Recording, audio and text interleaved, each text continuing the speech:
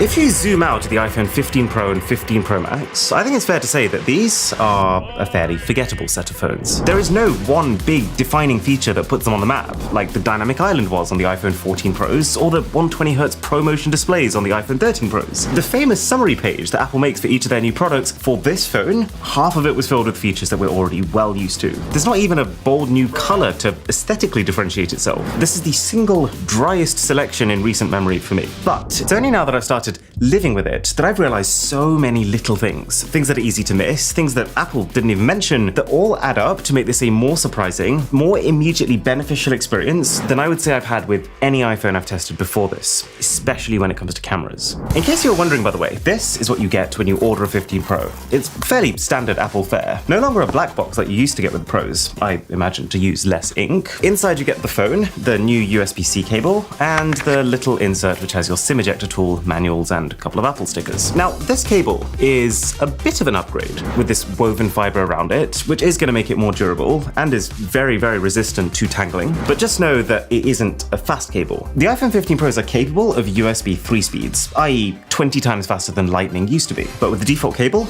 you will not get them. This is pretty standard for most phones though. Okay, so the first thing about these phones, which I guess I didn't realize the full potential of until switching to the Pro Max, is the Action button. This brand new programmable button that sits in place of the Ring silent switch that you can set to whatever trigger you want. And my hot take when I first saw this was, well, you can already program things to a triple tap of your power button.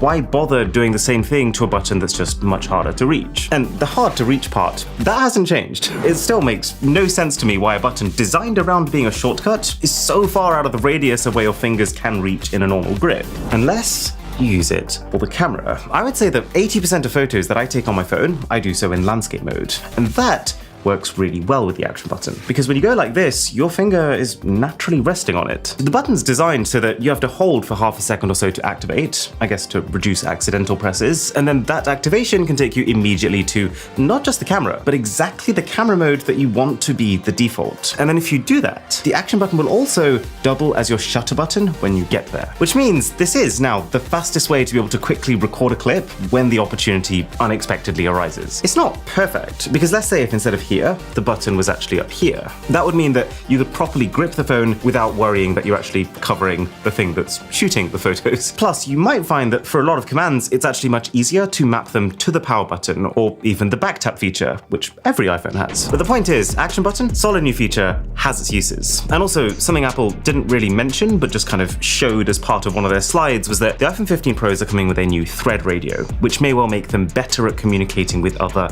Apple smart home devices. So I have no doubts that people will find cool ways to use this Action button to even control the home. Okay, this is a phone. Let's talk about call quality. We don't talk about call quality very much, mostly because it doesn't tend to change between generations. But there is a really cool new improvement here to voice isolation. So I've got my fiancée Drisha on the line right now. She's using a 15 Pro and it sounds terrible. Yeah, I've got the tap on and it's super loud here. Okay, so let's try the voice isolation. Okay, so this is normal mode, and then this is the voice isolation mode. And so now you should be hearing it without any noise. It literally feels like you've turned the tap off. That's crazy. It's so loud. I can barely hear myself. We've played around with this a lot, and while the voice isolation won't improve the quality of your speech, it will pretty much erase all background noise without reducing it. And then just like the new FaceTime video effects, what's quite cool is that these voice effects, because they're happening on a hardware level, they persist whatever the software you're using, whether it's a normal call, a FaceTime call, or a Zoom call. What I would love is to be able to get this working with voice notes too, because, I mean, clearly it can, and that is like my main form of communication nowadays. Okay, the phone also surprised me when it comes to performance. Naturally, being the nerd that I am, one of the first things I did was run the Geekbench benchmark. The CPU in this new A17 Pro chip is coming out about 10% faster, and the graphics score is up by 20 from last year, which is solid, and in a way, a bit surreal, because it's actually approaching the graphics performance of the M2 powered MacBooks. But then at the same time, if we zoom out and look at what's happening in the general market,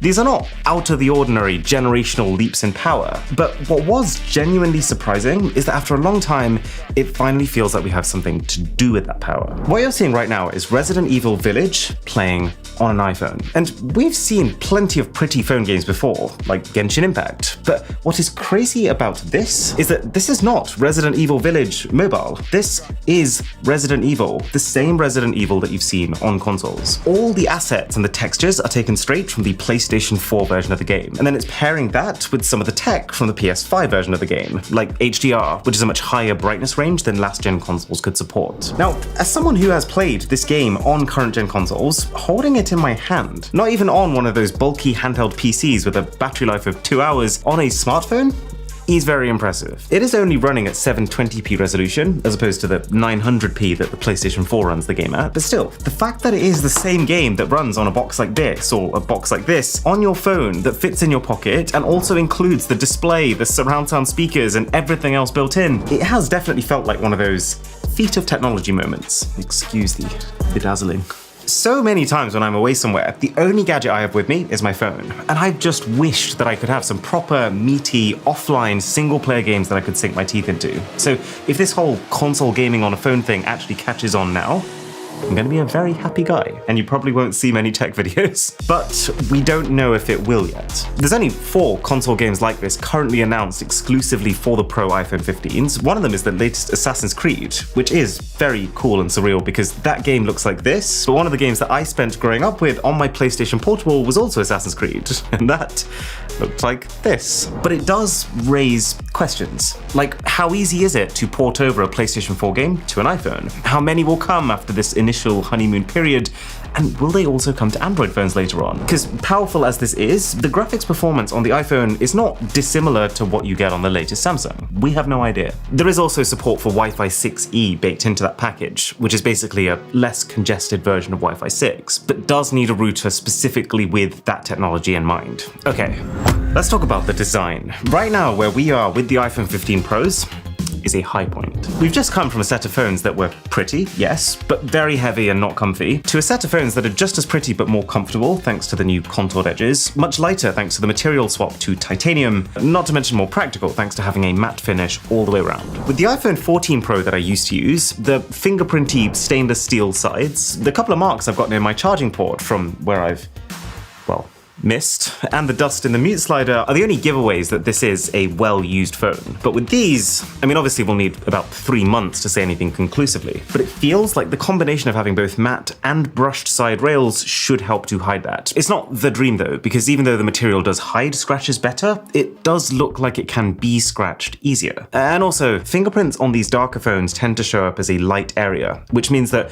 around your buttons you tend to almost get this haloing effect from past fingerprints that you struggle to wipe away. They're not permanent marks, they'll come off straight away if you go in there with a cloth, but you can't be doing that every day, so you will notice it from time to time. Zooming out a little, I still think the most comfortable shape that a phone can be is pebble-like. I've asked my whole family, and every person agreed that the iPhone 11 Pro is more comfy to hold and use than the 15 Pro, but then I suppose that thing has its own set of issues because the curved nature of the phone introduces a bulge around the screen. And that's actually something the new phones do especially well. The bezels are really, really slim, and it's one of those things that, of course, you will get used to, the same way you get used to the acceleration of a new car or the sound quality of a great audio system, but then anytime you get a hint of perspective, like seeing anyone else's older iPhone, it does make you reappreciate what I think is a bit of a design feat. Okay, so I mentioned that cameras are something pretty special on these phones, and let's be very clear about something. What makes these cameras special is no one thing in isolation. It's not about the ultra-wide camera that lets in a bit more light, it's not about the new coating that helps reduce the amount of lens flares on this lens, because honestly, you still get enough lens flares on the main camera to account for both. It's not any of these pieces on their own, but it's how the whole thing works together as a system that's even better than the sum of its parts. And this is the thing that I've only now realized having used the phones. So, for starters, the iPhone 15 Pros take 24 megapixel photos.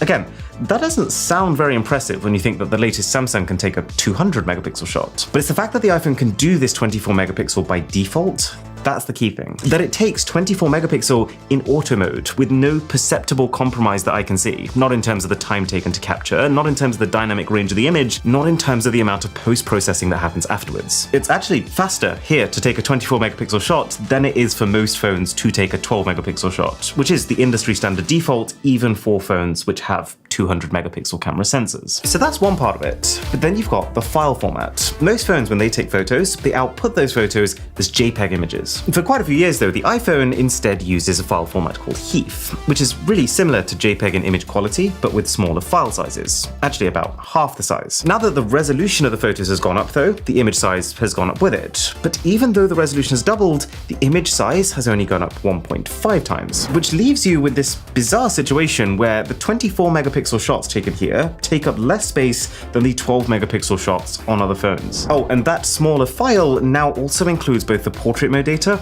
and the live photo data at the same time. This is kind of where it really started to click with me, because I think like motion photos in general are an amazing feature. I was making a little video for Drisha and I's anniversary recently, and the only way that video was possible was because for every photo I'd taken of us, the phone was also storing the entire scene just before that shot was captured. And so long as you're doing that, it is super quick to then save that motion as its own video, which you can put into a longer project. But then I also love portrait mode. Every single time I'm trying to take a nice photo for someone else, I will take like 3 normal shots, and then I'll take a separate set of 3 portrait shots to let them decide which one they prefer. Because they're almost 2 very different propositions. The normal shot is very practical and utilitarian, and then the portrait shot is very cinematic. All of that extra time, all of that faff, and all of that having to think is just gone now. Because you don't need to be in portrait mode to take portraits. You just take the photo as you always do, and as soon as a person, a dog, or a cat appears in the image, this little F will pop up. When that F pops up, you know that you are automatically capturing depth information, and that you can go back into the shot after you've taken it to tweak the level of portrait mode you want to apply. Again, in 24 megapixels, so double the resolution that portrait mode used to be. The F will also come up if you ever tap to focus, because then the phone knows that you're trying to focus on something in particular, which means that even if you miss focus on that subject in the moment, you can go back in afterwards and tweak it. And so what I'm really getting to here is that Apple has managed to build with the iPhone 15 Pros a camera system for which all you have to think about is just this one thing. Is it framed the way that I want it to be? The rest is done for you, as well as now Photonic Engine. This was introduced last year as a level of processing applied to each image to add in extra detail and fix up the colors. But when it was announced, it wasn't for all camera modes. For things like portraits and night mode, which already required a lot of processing, there wasn't enough headroom to also have the Photonic Engine going on. Not anymore. It now works in portrait mode, it works in night mode, it works on the front camera, and it works on every single magnification of the rear camera. And you can really tell the difference. Like I went out a couple of days ago to get some shots of the night sky, and while sometimes between iPhone generations you do struggle to notice the difference, the improvements here are at a glance instantly recognizable. And the other thing that they've addressed is HDR. HDR in photos is one of Apple's historic long-running weaknesses. I think it originates from the fact that Apple doesn't want to over-process images, but the truth is, in a lot of cases, like when you have really harsh backlighting behind you, you kind of have to. Well, it's better here. I wouldn't say that Apple's completely solved all instances of parts of the image being overexposed, but at the same time, I didn't expect a difference this noticeable versus last year's phone. You can tell on the rear camera, and you can also tell on the front camera. So, do you kind of see what I'm saying about these cameras? This idea that no individual aspect is particularly groundbreaking or new, it's just the fact that it all comes together in the highest quality, lowest hassle way that I've ever seen, with, by the way, the smoothest operating version of the camera app that I've ever seen on a phone, all within like a 3 megabyte file. Now, it's not perfect. I didn't love how Apple's trying to pitch this thing as 7 lenses in your pocket. There's some truth to it, but you can't really take that statement at face value. See, the way it works is the iPhone 15 Pros have a 48 megapixel main camera sensor. If you tap on this one-time zoom, it'll cycle between 3 different focal lengths, between 1x and 1.5x. Now, because the camera is 48 megapixel and you're outputting images in 24 megapixel, you can, between 1x and 1.5x zoom, use different amounts of this full sensor to achieve a result that is still genuinely a 24 megapixel shot. And so on the bright side, when you take, let's say, a 35mm photo, it is more detailed than if you just took a 1x shot and zoomed in till it looked like a 35mm photo. But then the downside is that when you do this, you're not using the full extent of your sensor, and therefore the image quality isn't as high. I wouldn't say the degradation is noticeable, but it will be there. And it's just a bit icky to call this a 7-lens system, when really if you're going to do that, you could just add a stop at every single possible different magnification magnification and then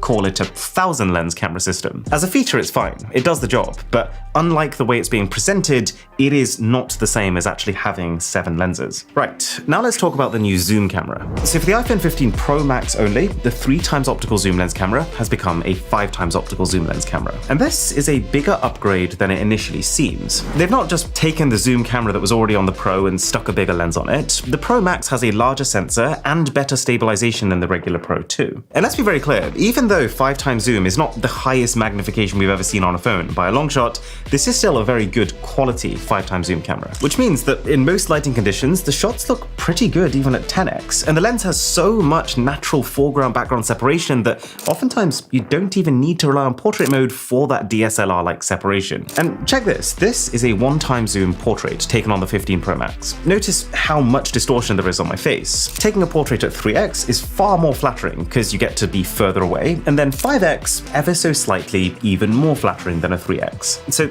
it has a purpose, and it's just a fun tool to have because 5x feels like such a distinct image to what a 1x image looks like. And you don't have to step back as much as I was expecting to fit the person that you're trying to shoot in the frame. But it is still very much a trade. See, the way the main camera sensor on this phone works, you can only get so-called lossless zoom in between 1x and 2x. And so the entire gap between your 2x and your 5x zoom range now, that relies on pure digital zoom, which is why in these shots, the 3x image, while flattering, is definitely the weakest quality. And as you get to like 4.9x, like just before the 5x optical zoom camera kicks in, it does start to look a bit rough. Also, worth bearing in mind, the optical zoom cameras on both the Pro and the Pro Max, they're not 24 megapixel, they're still 12, as is the ultra-wide lens, which is pretty normal for a phone, but it just feels like one of the only slight remaining inconsistencies. But camera comparison versus the Samsung coming very shortly, so if you want to see that, then a sub to the channel would be mega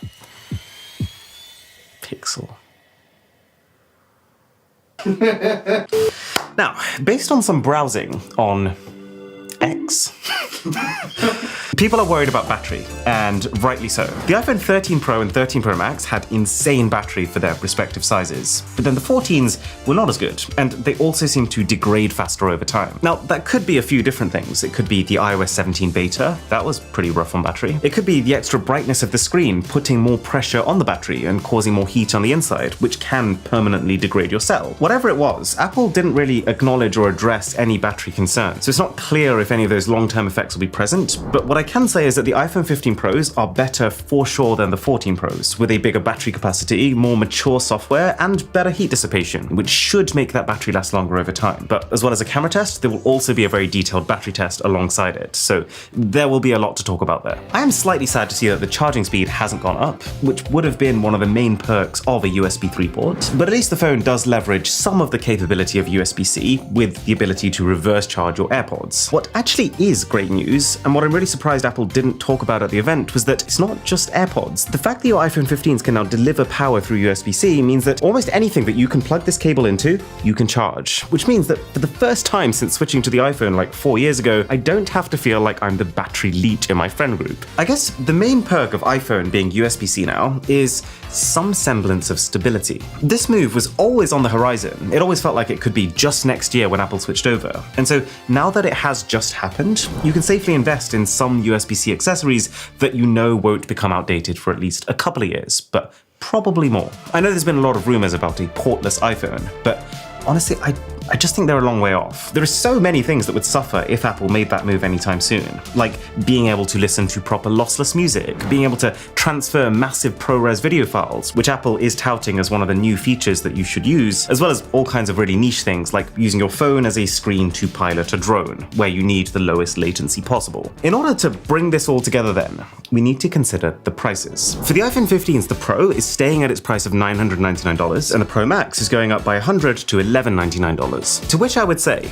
I think the normal Pro is in a really good place right now. It's an iterative phone, but one that ties together a lot of the loose ends that Apple has had over the years, integrating all the bitty camera features together, sanding down the rougher edges of the design, and bringing a little lift to the battery while it's at it. The Pro Max is a bit of a harder pill to swallow, since the only additional difference for the extra $100 gap in price is more storage and your 3x lens becoming a 5x lens, which is an upgrade, but not a massive one, and one that in some situations can leave you with worse shots shots than the 3X, but that does not invalidate it. The 15 Pro Max is still the phone for people who want the best iPhone. It's the phone that I've already switched to, especially because of the battery. And also, important note, the phone isn't actually necessarily more expensive. The quoted prices that Apple gives are always US, but like here in the UK, the 15 Pro Max is the same price as the 14 Pro Max, and that's the 14 Pro Max with half the storage. Okay, we'll see you in the comparisons.